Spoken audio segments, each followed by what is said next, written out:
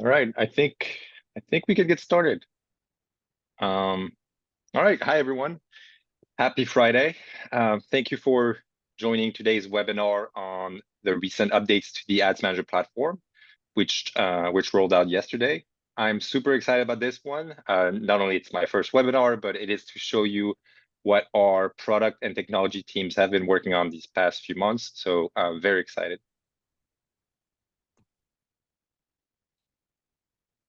Here are today's speakers. My name is Marc Fevrier. I'm a senior manager on our product marketing team.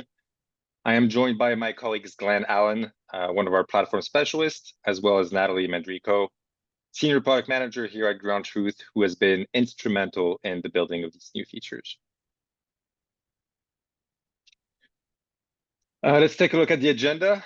We'll go through a bit of background as to why we decided to make these changes, go over what is new on the platform, and do a bit of a deep dive into each feature. We'll discuss how these updates may impact your currently running campaigns. And then Glenn will do a live demo before we tackle any questions that you may have. Before we kick off, some housekeeping rules. All participants are currently muted. A recording of this session will be sent to both attendees and registrants after the event. Feel free to submit your questions using the Q&A function at any point during the session, which is located at the bottom of your screen, and we'll go over those at the end of the session. Please don't forget to share your feedback on today's session by completing the poll at the end. And if you have any questions after the event, you can reach out to us via email at selfservehelp@groundtruth.com or connect directly with your Ground Truth representative. Okay, let's get started. I want to start off by providing some context on the rationale behind the updates we've made to the platform. First and foremost, these changes were driven by your invaluable feedback. Your input and insights into our platform are always highly valued. In terms of the audience-related feedback we were getting, so we're consistently hearing that users have difficulties in finding their target audiences, that users struggle to identify other relevant audiences with similar characteristics, weren't sure about certain audiences, how they were built, their size, and then finally, our users wanted recommendations. Internally, we recognize that some of our audience segments did not meet the high standards we aim for, and it really became evident that we needed to include only well-defined real-world behavior segments with significant scale for optimal performance. And so that's precisely what we've done, right? Reflected in the updates that were implemented yesterday on the platform. I hope you've all had the chance to see them. If not, please do so after this session. But we have a brand new audience taxonomy. So this not only involves renaming our audiences to more accurately reflect their characteristics, but also streamlining their discovery through a simplified three-tier structure. We're also now providing audience sizes and descriptions within the UI of the platform for you to easily pinpoint the most suitable audiences for your campaign. And now when you're selecting your audiences, you'll notice our AI-powered recommendation engine in action. It will suggest similar and frequently chosen audiences aimed at expanding your campaign's reach and ultimately enhancing its performance. And then finally, and I'm sure that was the first thing you've noticed, maybe like yesterday or today, we are dedicated to enhancing the platform's user interface, a process that will unfold in multiple phases, and Glenn will speak to it a little bit more during his live demo. So let's take a closer look at our brand new audience taxonomy. So in this view, in this screenshot, this is the view of the targeting parameters page for campaigns that use the target by audience tactic. You can see below the two audiences that are selected there, we have our audience search bar. So the first option is to click on the search bar and manually search for your desired audience, like it was in our previous version. What's new now is that we provide an alternative method to explore audiences with this Browse Audience Library button located there on the right of that search bar. When you click that button, you'll see what's currently shown here and what I previously mentioned, which is our 3-tier structure. The first level, audience types, these are high-level descriptors simply intended to expose the range of the types of audiences we offer, and to guide you to a set that most closely matches to what you're looking for. So in this case, as you see on the screenshot, we have arts and entertainment as the type, but other examples would be automotive, food and beverage, retail shopping, and so on. Now, within every audience type, you'll find one or more categories, each of which contains one or more audiences. If you wanted to add a specific audience to your targeting parameters, you'd simply click the checkbox next to it. But let's say if you wanted to select all audiences within a category, you just simply need to click the checkbox next to that category name.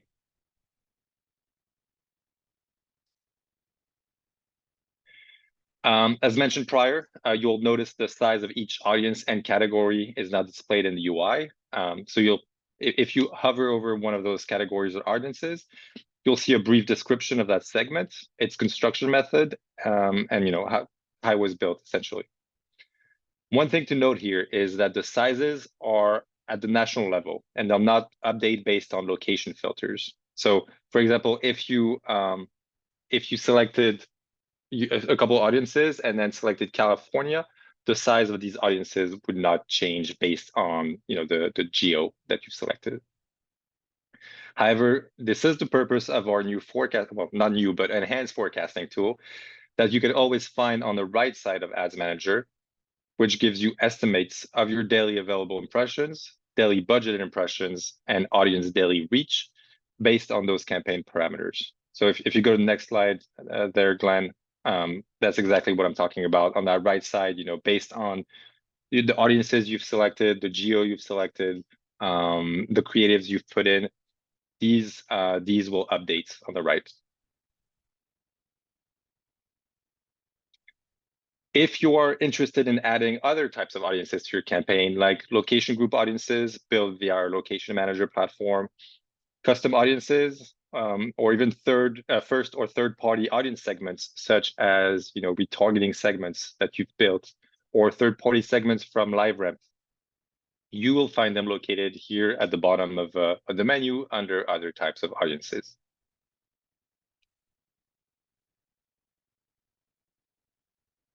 All right, so you may be wondering, how this change in taxonomy impacts the campaigns that are currently running.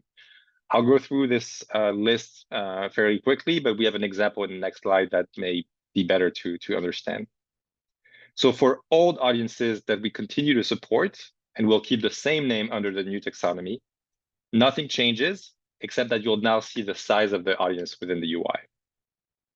For old audiences that we continue to support, but under a new name, the name has changed, you'll see the new name of the audience appear, and also now the audience size. For old audiences that we no longer support under the new taxonomy, the old name will appear in the UI, but we won't show a size for that audience. So let's go to the next slide and see an example of how this looks. So here on the left side, you have the old view of Ads Manager, on the right side, the new view. So let's say a campaign was targeting fit moms, sports enthusiasts, and health club studios and gyms. What that campaign would now look like is on the right. So the fit moms audience is something that we continue to support, and we've kept the same name. So you see it still says fit moms, but now you have the audience size. For sports enthusiasts, sports enthusiasts, sorry. That audience is also supported under our new taxonomy, but under a new name, which is now frequent sports and recreation visitors. And you'll see the size of that audience as well now. And then finally, for that health club, studios, and gymnasium audience, this is a segment that we no longer support under the new taxonomy. So you'll see that the name is still there in the UI, but it will not have a size associated with that audience. Now, when looking at your existing campaigns, if you see an audience without a size, this is a good indicator that that audience is no longer supported under the new taxonomy. A couple of things I want to note here. Sorry, a previous slide. In the case of this health club, studios, and gym audience, Just because we no longer support it does not mean that we don't have a replacement for it. And Glenn during his live demo will show that. Also, I want to make clear that we'll continue to serve and report on audiences that are no longer part of the taxonomy. There will be no negative impact to your existing campaign. However, moving forward, when you create a new campaign, only only our new audiences will be selectable for your campaign.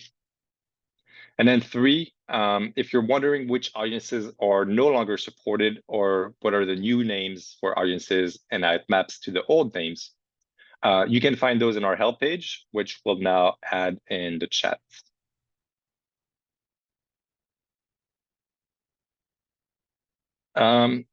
Regarding the reporting dashboard, so there have been some minor adjustments. Within the audience tab, there used to be separate reports for behavioral audiences, categorical audiences, and brand audiences.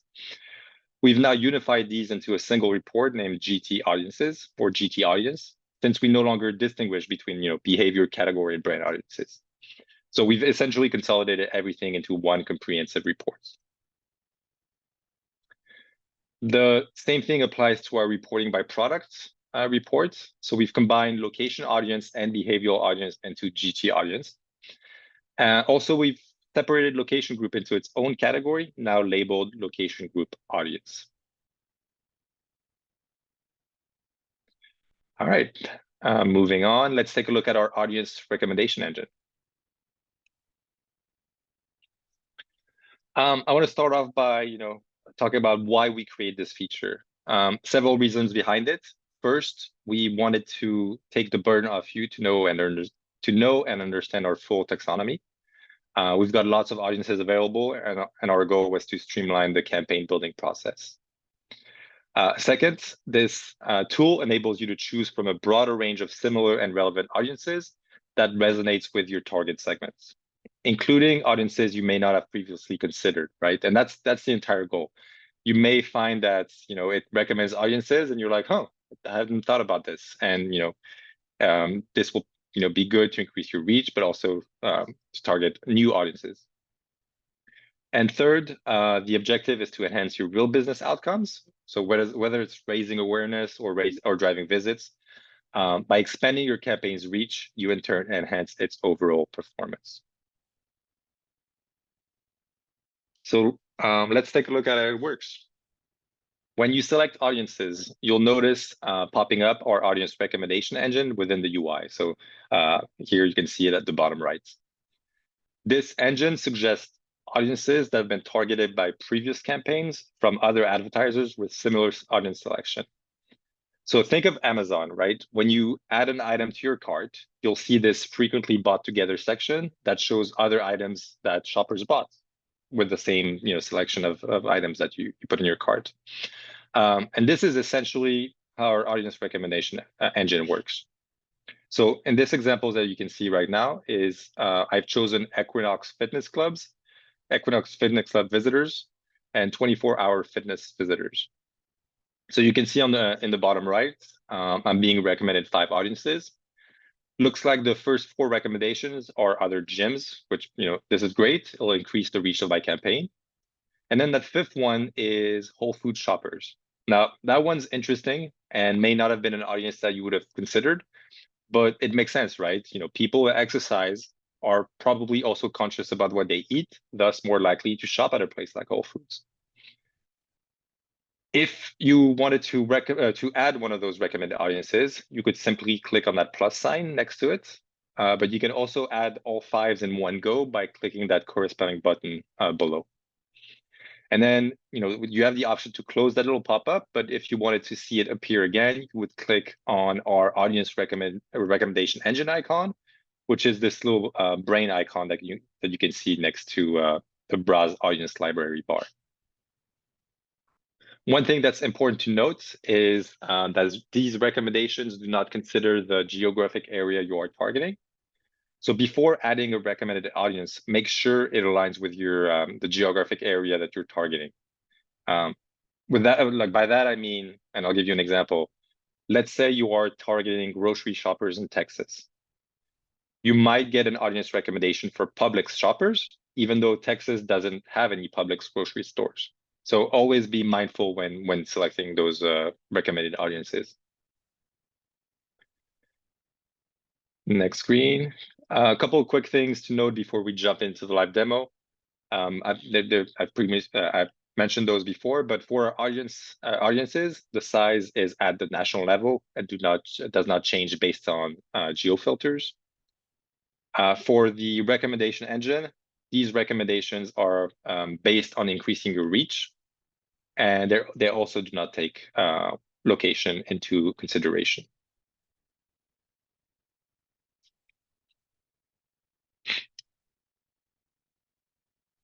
If you need help, 3 ways. One is to visit our help pages at help.groundtruth.com.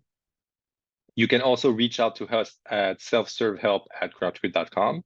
Or finally, you can go directly to us via your Ground Truth rep.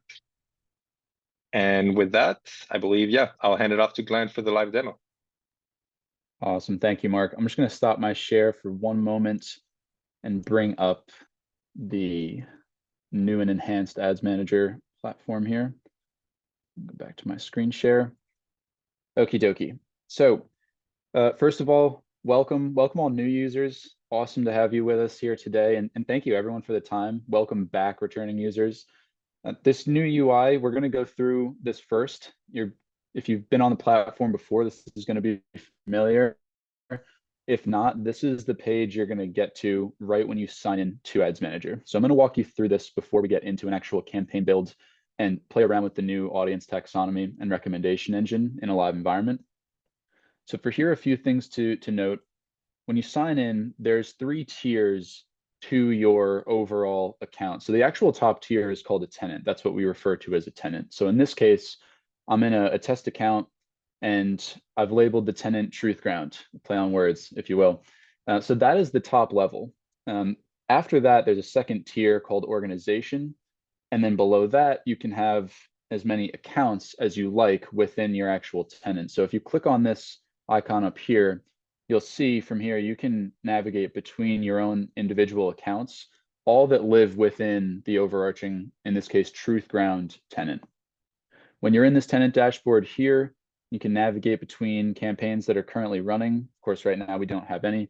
Maybe things that are pending, so that are to launch in the future, some things that are paused, or maybe any campaigns that have ended. You can also toggle to see just all of your campaigns here.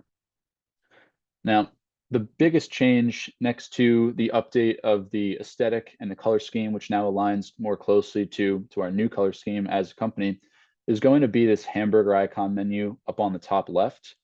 Again, for returning users, you're going to see that this is cleaned up significantly. It's going to be easier for you guys to navigate through this menu and actually use some of the tools that we're arming you with as you use Ads Manager.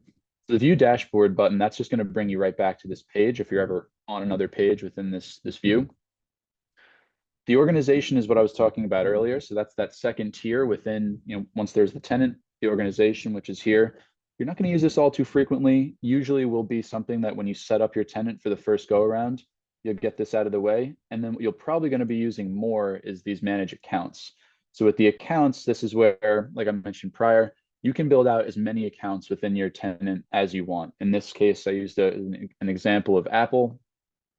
From here, you can make edits to your account. You can change the name, the domain, anything such as that.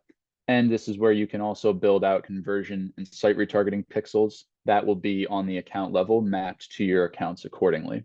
If you ever want to get back to the tenant dashboard view as well, you could go to View Dashboard here. You could also just click on the Ground Truth Ads Manager logo. It's going to bring you right back to this view. Some other things of note here, billing, that's a section for our credit card tenants. You can input your credit card information there. Your billing statements will be available there monthly. If you are an invoice tenant, where that's how we have your billing set up, that billing section there won't even show for you because it won't be of use. Manage users, this is where you can add in some team members, colleagues to your account or to your tenant. If you do have a scenario here where you want to gain, or if you want to grant access for a certain colleague to an account, but maybe not another one, that's something where your Ground Truth rep can come in. You can make that request to them and we can handle that on the back end. Because if you go through here, they're going to get access to your entire tenant. The creative repository is a newer tool that we've rolled out over the past couple months. Just a refresher here, that's where you can do a bulk upload of your creative assets. So instead of uploading creative one by one within an individual campaign, you can actually add in as many creatives as you want right here and then assign them to ad groups accordingly. Will save you some time if you have a big bulk upload of a bunch of creatives at once. We have an automated reporting feature as well. You can pull reports directly from each individual campaign, but if you want to set a certain report to get delivered to you, possibly a client or other colleagues, members of your team, you can handle that here, build out reports, and then schedule them to either be delivered immediately, or you can do a weekly or a daily cadence. You could build that out right here for yourself.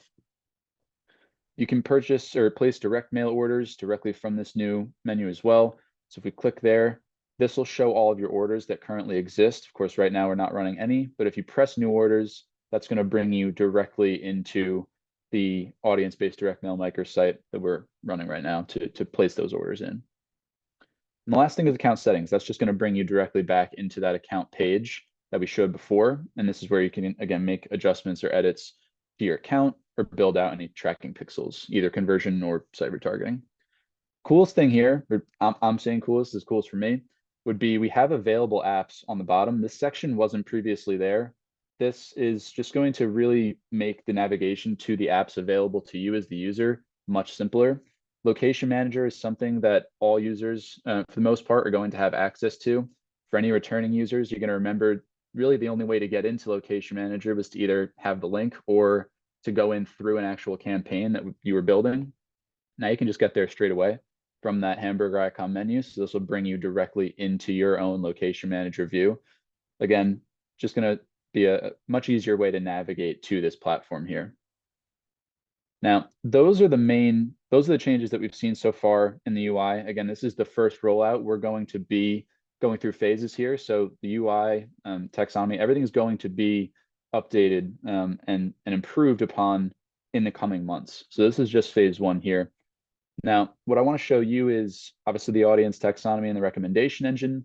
But for our newer users, we're actually just going to go ahead and demo like a build of a campaign from scratch.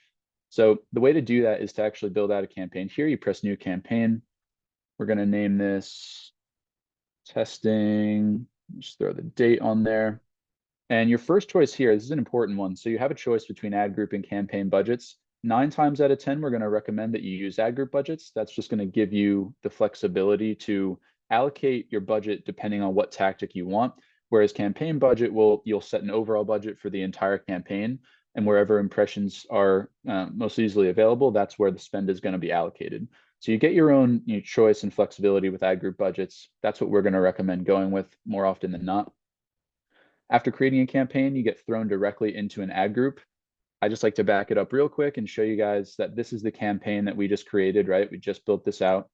And within this campaign, you have your reporting dashboard here, and then you have your ad groups that make up a campaign. So similar to the tiered system I was talking about earlier, where it's tenant, organization, and then account, you have within your campaign as many of these ad groups and targeting tactics, which is really what they are. You can add as many of those as you like.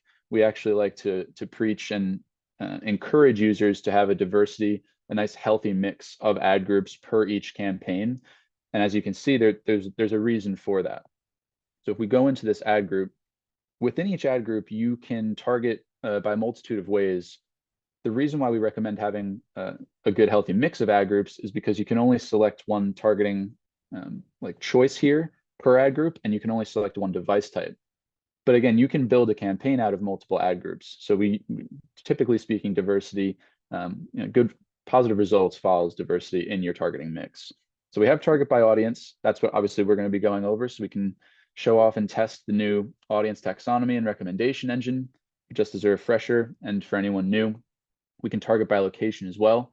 That's going to be your more traditional geofencing and proximity targeting, putting in a certain address or location and setting a distinct area around that for serving without the addition of an audience overlay. And we can also target by weather as well. So this one's super cool. We own and operate the WeatherBug app at Ground Truth. So we can actually trigger certain campaigns to run based off of specific weather conditions. Again, for the purpose of this demo, we're going to go with target by audience, which we find to be one of the more powerful targeting goal types we can choose from. And the next thing is device type. So a variety of ways to reach your target audience using Ads Manager. We have mobile. That's where Ground Truth was founded. That's in our blood, so to speak. 95% of our inventory is going to be in app, but as a best practice, I always recommend checking off mobile web as well. If we do have inventory there and we can place your ads there, it doesn't cost you any more. So I would say to include that. We can serve on desktop as well. For both mobile and desktop, that can either support mobile display banners or video creative. And again, just to preach in a campaign, best practice would be to try to include both. That's going to increase your reach and other metrics, which would lead to positive results. But that's going to be video pre-roll on these two device types. When you're thinking streaming content, and if you have maybe some longer creatives that you want on the big screen, so to speak, that's going to be your CTV and your OTT device types. CTV is going to be restricted really to just the big screen in the living room, whereas OTT is over the top, right? So that's going to be the same type of content, streaming content, but that could be on the big screen in the living room. That could be on your phone, tablet, what have you. You can also place direct mail purchases right through this as well. Again, if you click this, that'll bring you into the microsite that I showed you before. For the sake of this demo, though, we're going to go with mobile. Again, I always check mobile web. And when you press save and continue, now we are center stage. So this is what we really wanted to focus and highlight on for today, is this new audience taxonomy. So I always name the ad group something that is going to make sense for you later in reporting. So for this case, I'm going to say first party audiences and the device type we're using. So mobile, that way we just know that and it's clear later on for us in reporting. And as Mark showed before, you can still search through our audience library. That's completely fine. But to get familiar and comfortable with this new taxonomy, we're going to recommend clicking Browse Audience Library first. So when we give that a click, as Mark showed us, we have all the GT types here. And let's just do a live example. Let's say that we wanted to reach users that had an affinity for luxury vehicles, maybe. So we would look through here. We have automotive. It's obviously going to be in there. And then, in my head, I was thinking maybe someone who's going to a Bentley lot. I'm a Bentley guy myself, my dream vehicle. So if we go through here and we're looking at the categories, if you hover over, you get a definition of those. And then you also have the actual category size to the right. And that's a unique individuals, part of this audience. But we don't necessarily want car shoppers. We want to go one level deeper into the audiences here and actually go for those luxury makes. There's Bentley right there. So I'm going to check that off. Now that's added into our audience selection. I'm going to keep scrolling down.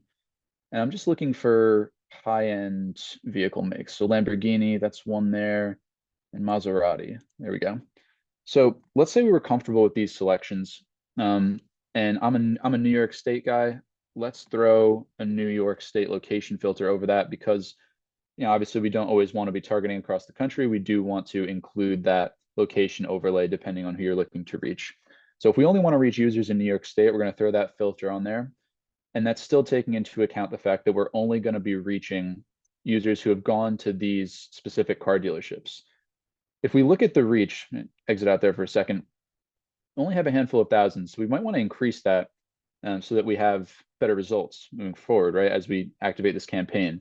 But maybe you're stuck a little bit. You're not exactly sure what other audiences you want. You don't really necessarily feel like going through the, browsing the library yourself. That's where the recommendation engine can really come into play, save you some time and make some recommendations that are going to for sure increase your reach and thereby performance. The reason why, again, just to reiterate what Mark had said earlier, is the reason why we went for reach at first is that reach is it's very highly correlative to increased visitation rates. You're going to reach a larger amount of users. And then you can also be mindful of frequency as well. The more users you have in your targeting, the less they're going to have an increased frequency, which you may not want. So if we look through the recommendation here based off of our targeting, we have luxury car shoppers. I didn't even see that one before. That's a great one that we're going to want to add in. A lot of scale there. So we're going to click that. And then if we work our way through, you'll see that another audience will auto-populate at the bottom. Lincoln, Volkswagen, a lot of reach here, but not exactly what I was thinking. And then here we go, Mercedes. So that one, it should have came to me before. I didn't even really realize it, but because of the recommendation engine, now we can just add that in with one click and feel pretty good about these audiences that we've chosen here. And if you look at our reach now, much healthier than the 2,000 some odd that we were reaching before.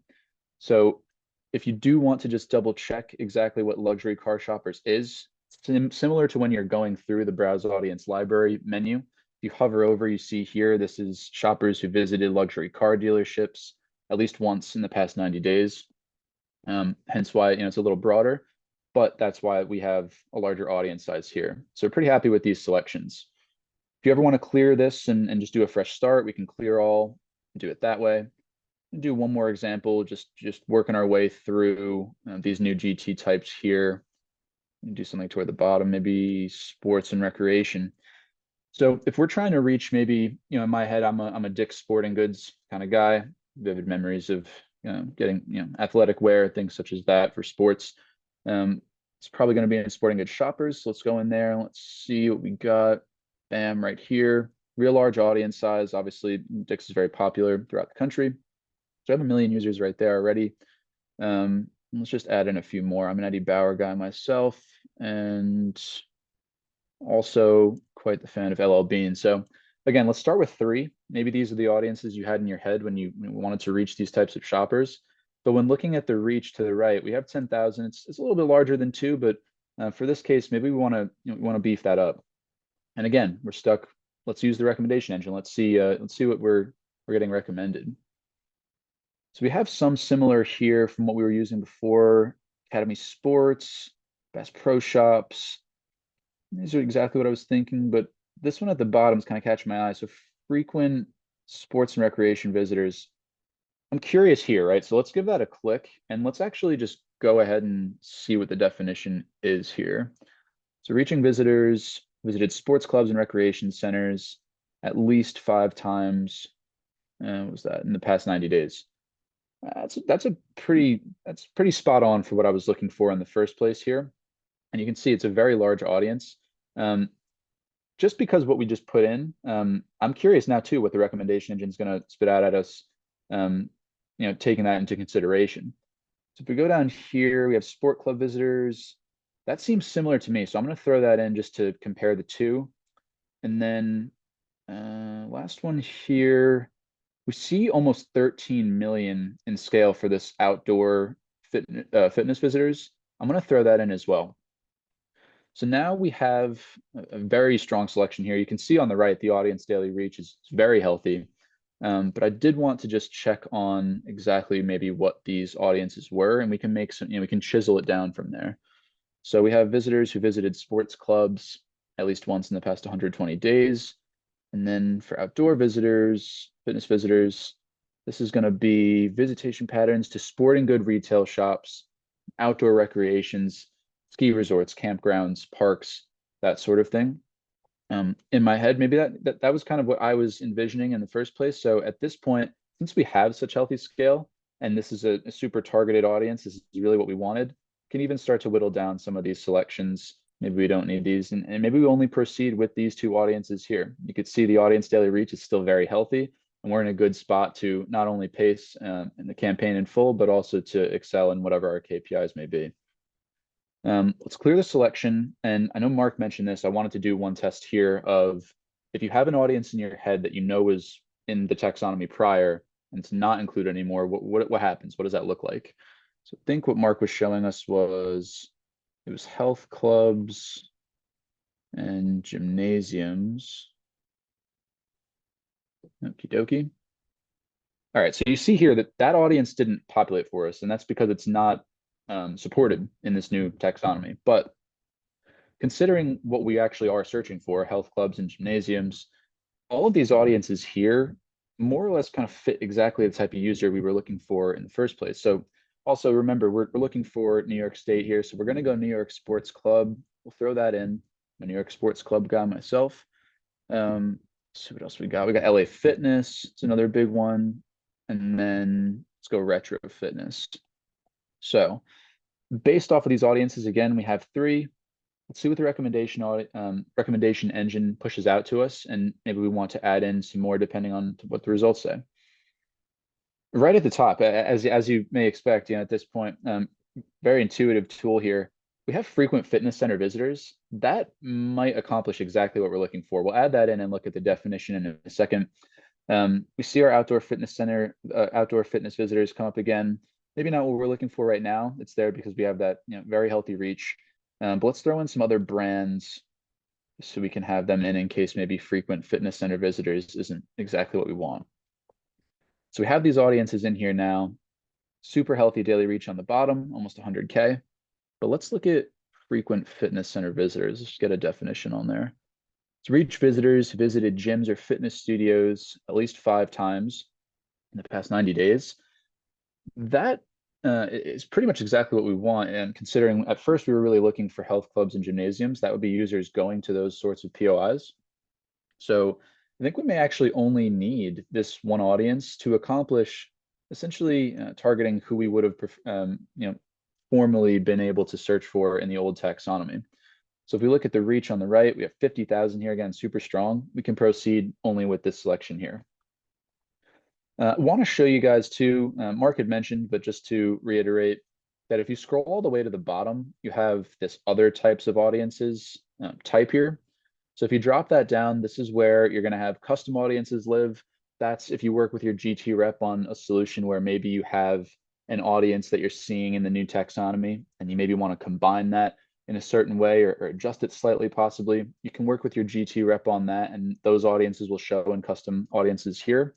You have your location group audiences. So this is where if you're in Location Manager and you build out a set of addresses that our team will blueprint, maybe something like competitor conquesting, and you throw in a list of your competitors, Ground Truth will blueprint those for you, and you can build an audience based off of those subsets. That's going to live here in location groups for you. And then segments, this is going to be where your retargeting segments live. We'll talk about that in just a moment. And also, like Mark mentioned, anything third party. So if we onboard and port over anything from Polk or maybe LiveRamp, those audiences will live in here for you. You do have these 2 new buttons for create audience. That's going to bring you into Audience Manager. If you don't have access to that, no need to worry about that then. You won't be directed to that page. And if you do have a scenario where you want to explore that, you could always reach out to your GT rep and they'll help you out working through that.